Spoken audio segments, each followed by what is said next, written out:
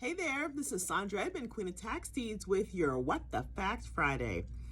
So it's Friday and I'm sitting in here. It's a good Friday too. Happy holiday weekend to everybody. Today is Good Friday. So I'm sitting here responding to a question from my virtual assistant. And I thought this might be a great time to go through a little fact for you guys. So one of those facts I guess I should get into first is, what is a virtual assistant? So a virtual assistant is basically a person that helps you and you pay them to work for your company, your business, and they are not actually in the same location as you are. They're further away. And with this pandemic and everything, everybody's been working virtually.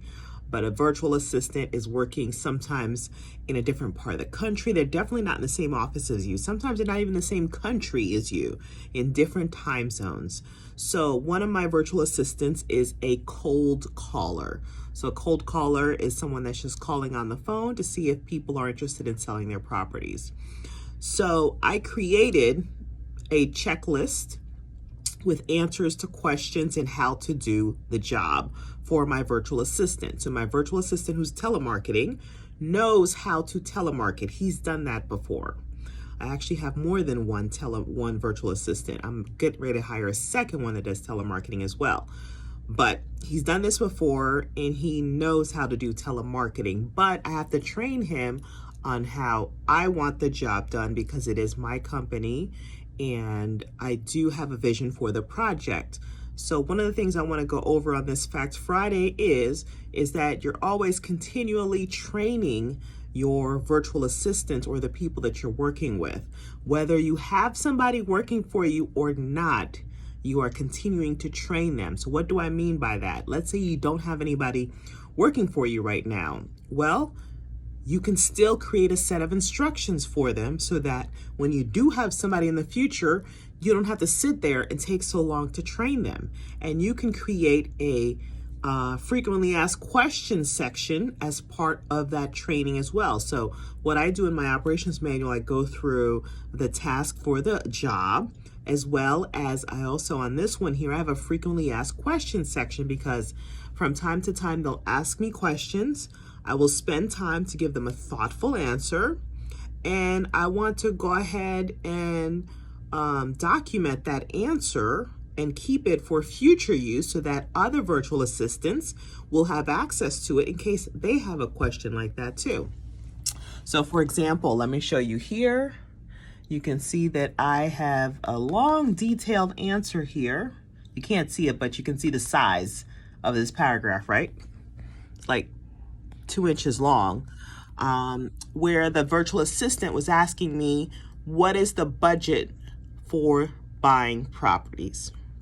All right, so what is the budget for buying properties? So I went into great detail with him about what our budget is and also some insight on what he's looking for. So I'll cover that in another video. But anyway, I just wanted to introduce that little fact for you that it's important to document. Once you've done something maybe for 3 months or at least 5 or 6 times, stop, take out a sheet of paper, and write it as if you're doing step 1, step 2, step 3, step 4, step 5. And that's it. Just put it away and leave it alone. And then in the future, when you want to update it or you want to add a little bit more to those steps, then you come in and you add some more. You don't need to write a novel the first time. Just write down a few sentences about each step and just leave it alone. Just make it quick and easy. Sometimes I create videos for these operations manual items, but my point is I'm continually training the current person that I have. So I don't just here give them the information and that's it. I'm continuing to train them. And right now I'm monitoring the messages that he may be sending me while he's calling to answer the questions that he may have. And he asks good questions as well. And also at the very beginning of his session, he ordinarily will ordinarily get on a video and chat with each other for a few minutes. This time we didn't because I was out when he first started, which is fine. That's why I just did some more messages with him while he was on. I went out to this fish restaurant and had some amazing fish. It was halibut, with some steamed broccoli and some cauliflower couscous. It was so good. Mind you, I'm supposed to be vegan, but I have been consistently cheating maybe once a week and having some meat protein. So it is Good Friday. So I give myself permission today to have some fish. And that fish was so buttery delicious. So if you are in Central Florida, it's this restaurant on Aloma called Winter Park Fish Company. Really, really, really good. Anyways, back to tax deeds and real estate here.